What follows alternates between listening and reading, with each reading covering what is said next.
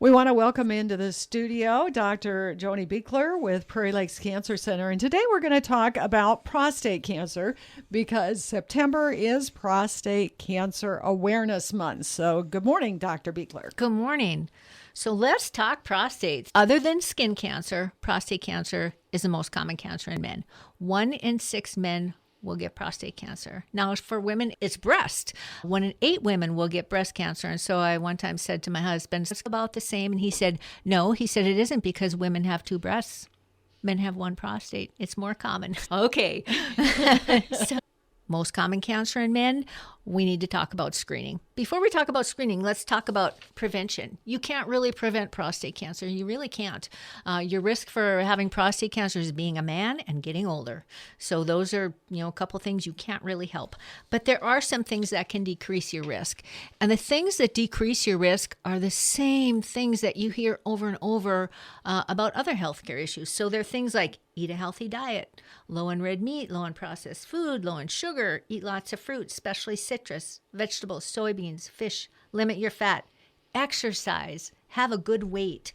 Of course, don't smoke. Please don't smoke. Drink coffee and green tea. So interestingly, they find that drinking coffee actually decreases the risk of fatal prostate cancer by a certain percentage. So again, my husband was happy to hear that because he gets up in the morning, stiggers for the coffee a maker. Man after my own heart. I do so you too. can't really prevent prostate cancer, but you can do things that decrease the risk. But we should talk about screening. So it used to be that anytime you hit 50, we're gonna check a PSA. We need to screen, and they were going by age. We don't really go by age anymore because there's some 50-year-olds who are very unhealthy. They have a lot of other health issues, and then there's some 75-year-olds that are really healthy. So you can't really. It's a number. Age is just a number. That's the truth. You got to look at the person. What's their medical history? What's their performance status? So we say that if you are 50 years old and the life expectancy is 10 years, then you could get a PSA checked. If you are 45 years old and you have a relative, first-degree relative, meaning a brother, a dad, uncle, grandpa, if you have one that they call it a first-degree relative, you should start getting screened at age 45. If you have more than one, you should start getting screened at age 40. So screening being 2 things, you can do a PSA test. PSA stands for prostate-specific antigen. It's a little enzyme that spits out by the prostate, and then we can measure it in your blood. So it is only made by the prostate, not your liver, your kidneys, your bone marrow, nothing, only the prostate. Mine is 0. Yours is 0 too. So the PSA, it is not a great screening tool because it can be elevated for a couple different reasons. As men get older, their prostates tend to get bigger. You got a bigger prostate, guess what? You're making more PSA. Certain activities, riding bike, infections, different things can make your PSA go up. But once it gets above 4, then we think we should maybe do a biopsy. The other screening test is something called a digital rectal exam, which basically means your provider is going to put their finger into your rectum and feel the back part of your prostate. So. Now, Dr. Beuchler, we want to know about if your screening comes back positive, what's the next step? So if your PSA is rising or your exam is abnormal, then you get a referral to urology. Urology can do a few things. Sometimes they will do a prostate MRI right away just to see, can they see anything? Can they see a nodule or a lesion in the prostate? Or they might just take you straight to biopsy. Dr. Maxwell, who is our fabulous urologist at Prairie Lakes, he would do a biopsy. The pathology report comes back. You go in to visit with him, and he will talk about next steps. Sometimes that next step might be more imaging or more staging studies. It could be a bone scan. It could be something called a PSMA PET scan, which is specific for prostate cancer. So he'll talk about further imaging or further workup. There's something called a Decipher test.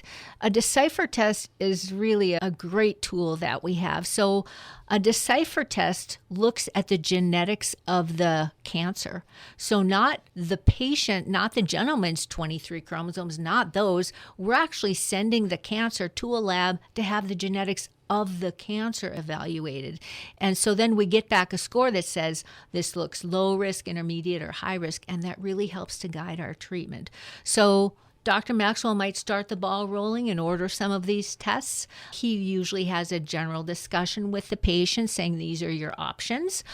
Options are going to depend upon, first of all, how long do we think this patient is going to live? So again, if you have someone that's pretty unhealthy or has a lot of trips around the sun, maybe the best option is observation. Prostate cancer can be slow growing. If you've got a low risk prostate cancer and you're 94 years old, guess what? You are probably, to put it simply, probably going to die from something else, and there's no point in pursuing treatment. Otherwise, then he'll maybe talk about surgery or talk about radiation, hormone therapy. And then if a patient says, absolutely not, I'm never going to have surgery, then he doesn't even send them for a surgical consult. But if they're open to that, then he will send them to surgery, send them to me if they're open to that. It's about what the patient is comfortable with, and I think knowledge is power. So if I had a relative who had prostate cancer, I'd say visit with everybody. Go visit with the surgeon, see what he has to say, visit with the radiation oncologist. Knowledge is power, and then you make the decision that's right for you. Usually both surgery and radiation carry similar risks of, or not risks, but they carry similar chances of cure. The difference between them is level of comfort for what the patient likes to do and side effects. So it has to be what the patient is comfortable with. And like I said, I think it's good to talk with everybody and then make a decision.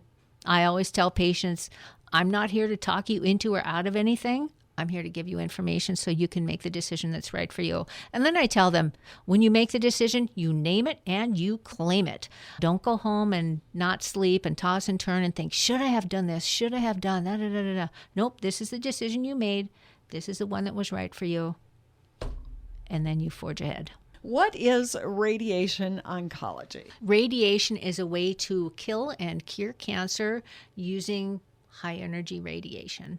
We're talking about prostate cancer today. So when we treat prostate cancer with radiation, the first thing we do is we start with it's called a simulation. We have you lay on a CT table. We put you in the treatment position, which, by the way, is very comfortable. You're on your back. You have something under your knees, pillow under your head, and we do a CT scan with no contrast. I take that CT scan and I create a plan for you. One size does not fit all. We don't lay you on the treatment table and just open it up and full bore give you radiation. We have to create a plan specific for your anatomy and your disease.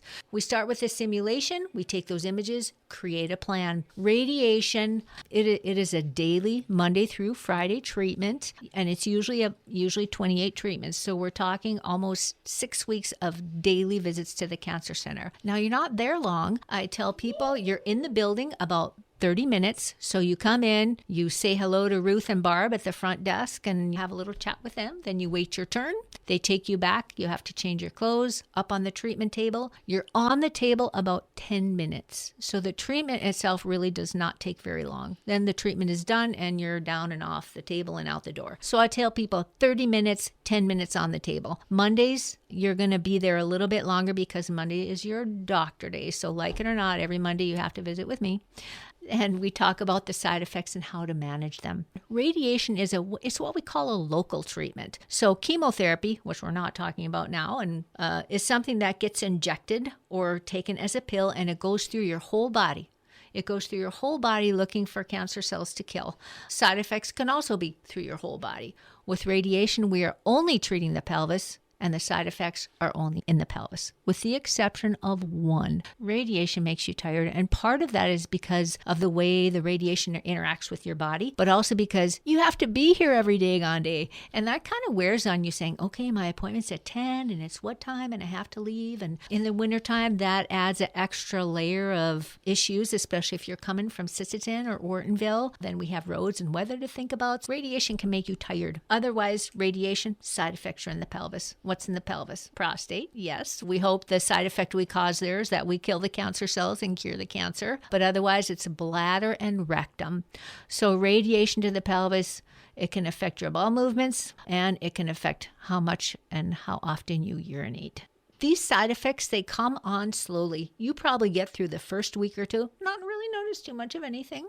And then so slowly you start to notice these things. So they come on slowly. Guess how they are going to go away? They're going to go away slowly. How you're going to react to the radiation is anybody's guess. I have no way to know how you're going to react because some men, they charge all the way through and don't notice too much of anything. Other people, they're struggling from the first week. So I like to say, hope for the best, expect the worst. You're going to get something in between. Month or 3 down the road, we expect that you're going to be urinating the same, that your bowel movements are going to return to normal. So we expect that you're going to return to your pre-radiation status, hopefully with a low PSA and a cured cancer.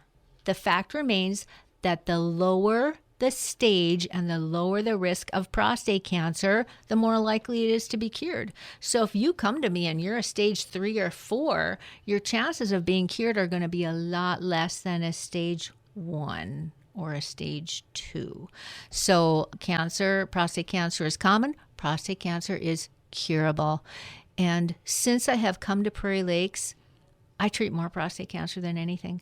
That is the cancer that I treat most. We treat a lot of prostate cancer, and I think we're good at it. Thank you very much, Dr. Joni Buechler.